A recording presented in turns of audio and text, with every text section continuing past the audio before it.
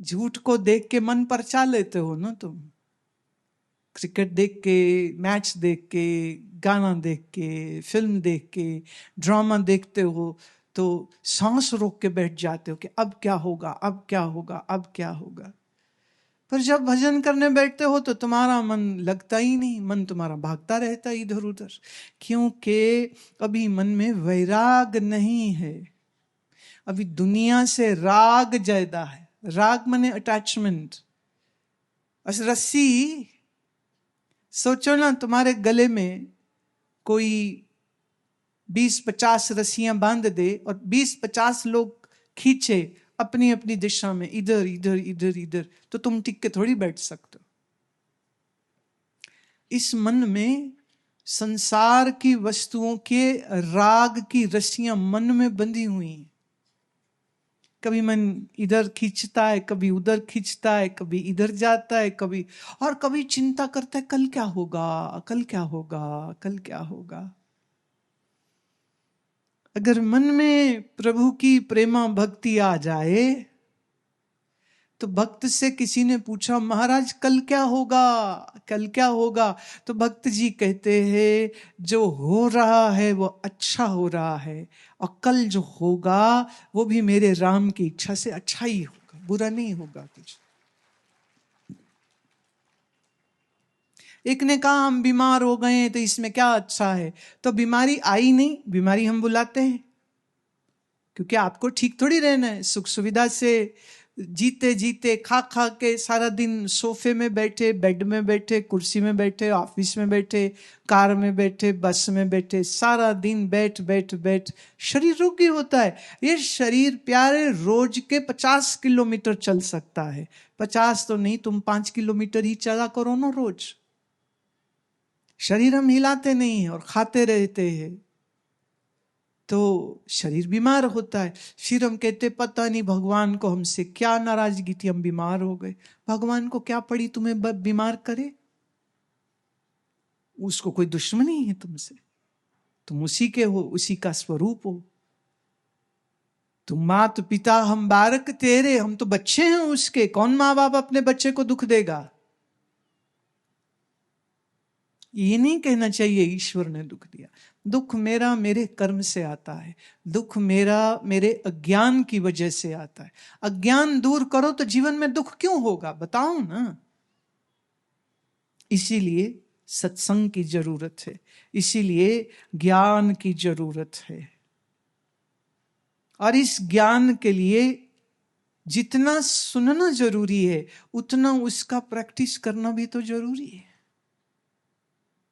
अगर अभ्यास नहीं किया, सुना व्यर्थ हो जाएगा। इसलिए अपनी जुबान और अपने मन में हलीमी, नम्रता, प्रेम, सेवा ये लाओ, और इच्छाओं की दौड़ पे थोड़ी लगाम कसो ना, थोड़ी तो कस लो।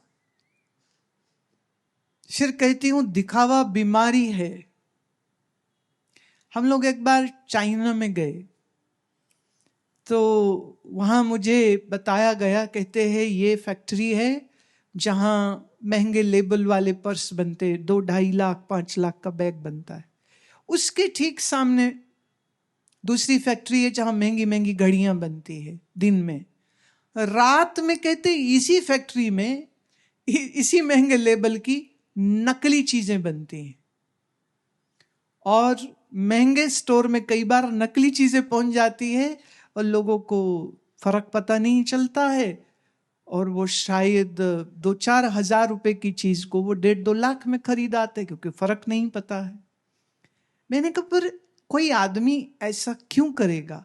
कहते असल में वो लोग बहुत थोड़े बनाते हैं, फिर उसका बड़ा प्रचार करते, फिर थोड़े कुछ एक्टर्स, कुछ जो स्पोर्ट्स पर्सन है उनके जरिए मॉडलिंग कराते, और फिर एक मैसेज आता है कि जिसके पास ये वाला पर्स है, ये वाला स्कार्फ है, ये वाला जूता है, ये वाली कपड़े है, ये वाला स्वेटर है, वो बड़ा अमीर, बड़ा फैशनेबल, बड़ा लिबरेटेड, बहुत मतलब सही में।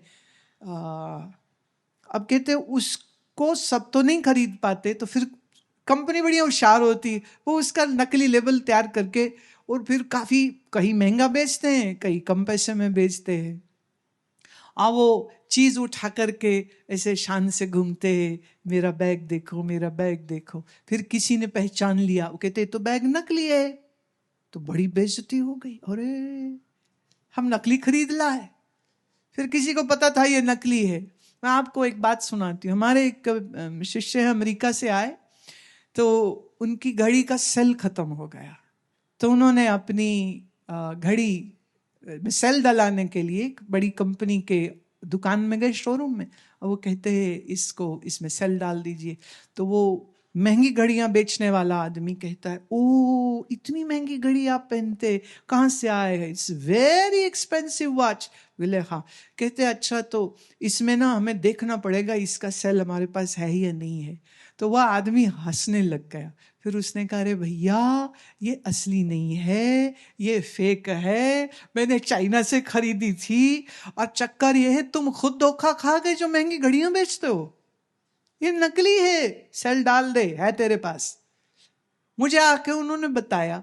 मैंने कहा पर बेटे तुमको क्या शौक आया था ऐसा पंगा काहे लेते फिरते हो, नकल पहनते हो? कहते असल में मैं जिन दोस्तों के साथ उठता बैठता बिजनेस करता हूँ ना, सब महंगे महंगे करते, मेरा दिमाग खराब नहीं कि मैं इतना महंगा लूं, तो मैंने उसकी नकल ले ली। सब सोचते हैं असली है, मुझे पता है नकली है। कह रहे मेरा वो सर्कल में ऐसा ही चलता है। मैंने कहा कोई बात नहीं, तुम वही काम कर रहे हो जो अक्सर संत करते हैं। तुम कहोगे संत इसमें क्या करते हैं? जिस दुनिया को असली समझ के तुम उसके पीछे पागल हुए फिरते हो, संत कहते हैं नकली है, नकली है। कोई दौलत बड़ी के दुनिया बड़ी के ताकत बड़ी के वो बड़ी, महात्मा कहते हो नकली है, नकली है, असली नहीं है। तो नकली के पीछे उसको सच समझ के उसके पीछे पागल होता है जो वो अज्ञानी। ब्रह्म सत्यम जगत मिथ्या जीवो ब्रह्मैव नापरः। ब्रह्म ही सत्य है, जगत सारा मिथ्या। मिथ्या मतलब जो दिखाई तो दे पर सच में हो नहीं। जो दिखाई तो दे पर सच में हो नहीं, जिसका पहले भी अभाव हो और बाद में भी जिसका अभाव हो जाए, उसको हम मिथ्या कहते हैं। मिथ्या मतलब ये नहीं कि वो चीज दिखती कभी नहीं, बिल्कुल दिखेगी। हम झूठ नहीं कहते, हम मिथ्या कहते हैं। दिखता है पर सच नहीं है। शरीर दिखता है, सच नहीं है। तुम दिख रहे हो, सच नहीं है। अभी दिख रहे हो, फिर कहां गए? फिर जब शरीर से प्राण निकला, अंतिम संस्कार हुआ, राख बचती है, राख गई नदी में। बनना था, बंदे से मुर्दा हुआ, मुर्दा जलाया, राख बची, राख को हमने नदी में डाला, नदी का पानी खेत में गया, वो खेत में जाके किसी फसल में लगा, वो अनाज सब्जी फल बन गया, वो घूम के मंडी में आया, किसी मनुष्य ने खाया। तो रिसाइकलिंग हो रही है। ये रिसाइकलिंग हो रही है। ये देह में नहीं है, ये देह मेरी नहीं है, ये शरीर मैं नहीं है, ये शरीर मेरा नहीं है। तो जब शरीर मेरा नहीं है तो फिर काको माई काको बाप, नाम त्रिक झूठे सब साथ, यह सच तो कुछ है नहीं। तो किसके लिए पगला है फिर तो? अच्छा, दूर क्या जाना, रोज रात को जब तुम गहरी नींद में सोते हो तो दुनिया याद रहती है क्या? तुम कखपति हो कि तुम करोड़पति हो, ये याद रहता है क्या? अच्छा, याद रह जाए तब तो नींद ही नहीं आएगी। आएगी नींद क्या? नींद गहरी जब आती तो सब भूल जाता है, सब भूल, ये भी भूल जाता है घर में है कि बाहर है, ये भी भूल जाता है कि घर में बेटा मरा है कि बाप मरा है, ये भी भूल जाता है कि मुझे कैंसर हुआ है। गहरी नींद में सब खत्म। जिस दुनिया का एहसास तेरी गहरी नींद खत्म कर देती है, वो मृत्यु में तो पक्का पक्का खत्म हो जाता है। मेरे एक मित्र स्वामी जी बता रहे थे, वो अपने गुरु के साथ पक्के मकान में नहीं रहते थे, तो गंगा किनारे रात को रेत पे ही सो जाते थे और सुबह में थोड़ा अन्न पानी गांव से ले आया कोई या खुद जाके ले लिया, और दिन भर वो ध्यान भजन सत्संग वहीं गंगा किनारे रेत पे करते थे। एक रात कहते हम सो रहे थे तो हमारे साथ बड़ी चीखने की आवाजें आने लगती, तो हम झटपट उठे, टॉर्च जलाई तो देखा उनका एक गुरु भाई मर गए, बचाओ बचाओ बचाओ। कहते उसकी आवाज सुन के हमारे बाकी सारे संत भी जाग गए। अब सारे संत खड़े होके उसको देख रहे, जो स्वामी जी नींद में चिल्ला रहे हैं सब उसका मजा ले रहे, वो हंस रहे कि भाई ये क्या बोल रहे, मर गए मर गए मर गए, बचाओ बचाओ बचाओ। और उनको सांस नहीं आ रहा, उनको पसीने आ रहे हैं। फिर उनकी ना नींद अपने आप से खुल गई, खुली तो वो क्या देखते हैं, 10-12 उनके गुरु भाई सब खड़े और सब हंस रहे। उन्हें पसीना पहुंचा, कहते तुम लोग कब से खड़े हो? बोले बहुत देर हो गई, 10-15 मिनट तो हो ही चुके हो गए। तो वो भूल गए कि वो स्वामी जी है। गालियां निकली मुंह से, ससुरो मैं तड़प रहा था मगर मुझे खा रहा था और तुम हंस रहे थे। वो कहते हमें क्या पता तू सपने में क्या देख रहा है। कहते पर बहुत कुछ तुम्हें समझ नहीं आ रही थी, मेरी इतनी हालत खराब है, सपने में मगरमच्छ ने पकड़ लिया, वो मेरी काट रहा है, मेरा खून बह रहा है, मैं चीख रहा हूं बचाओ बचाओ बचाओ। बोले हाँ वही सुन के तो हम आए थे। बोले जब आए थे तो बचाया क्यों नहीं? करे हमें क्या पता तू क्या देख रहा है। कहते उठाया क्यों नहीं? कहते हम तो स्वाद ले रहे थे।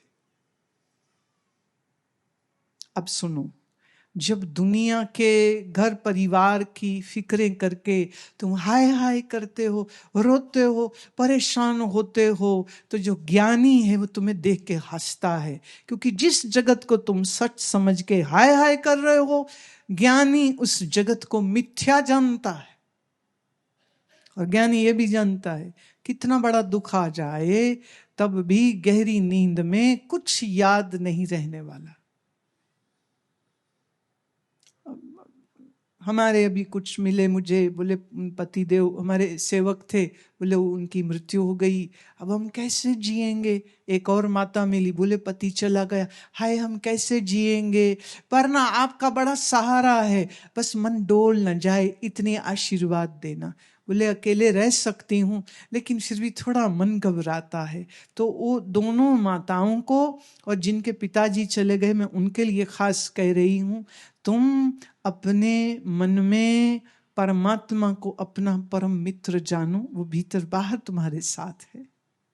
और अगर अभी समझ नहीं लग रही है तो चिंता मत करो, हम तुम्हारे साथ है।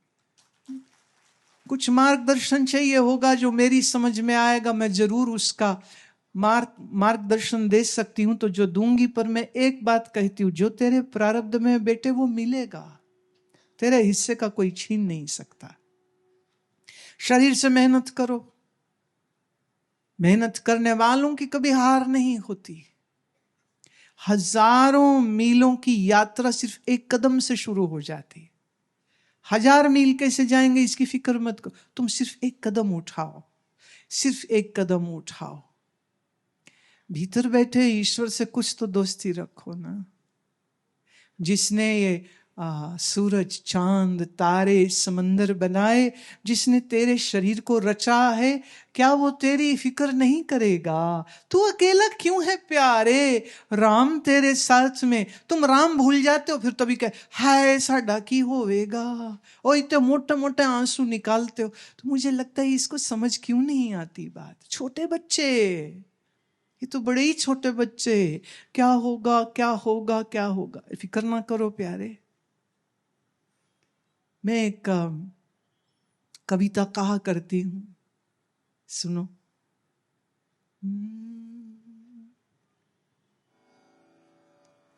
जब दांत नहीं तब दूध दिया, जब दांत नहीं तब दूध दिया, अब दांत है तो क्या अन्न न दे है,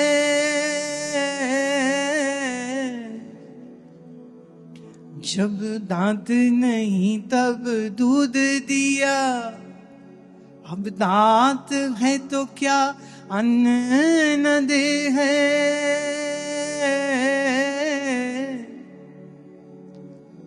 पल पल मेरा साहिब मुझ में ही, पल पल मेरा साहिब मुझ में ही हंसता है, संग मेरे रहता है।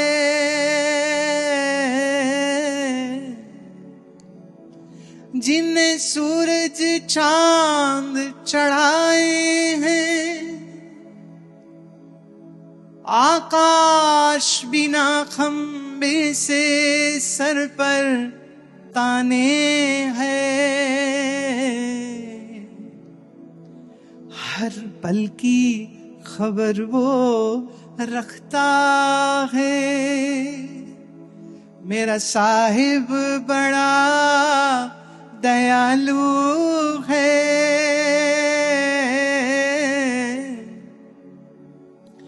बिन मांगे सब वो देता है, बिन बोले सब वो जाने है। मेरा रक्षक मुझ में रहता है। मन मेरा क्यों कहे रोता है।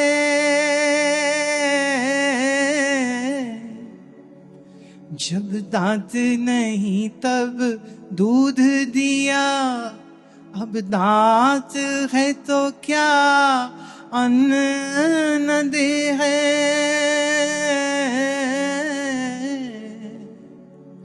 ये मात पिता ये बंधु भ्राता कभी छोड़ मुझे जाएंगे। अंग संग मेरे साहिब रहता है।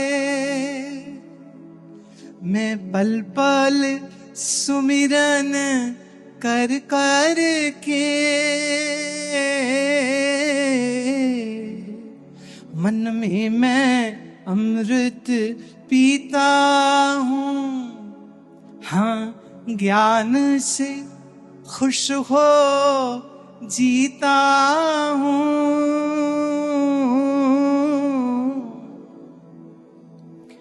जब दांत नहीं तब दूध दिया।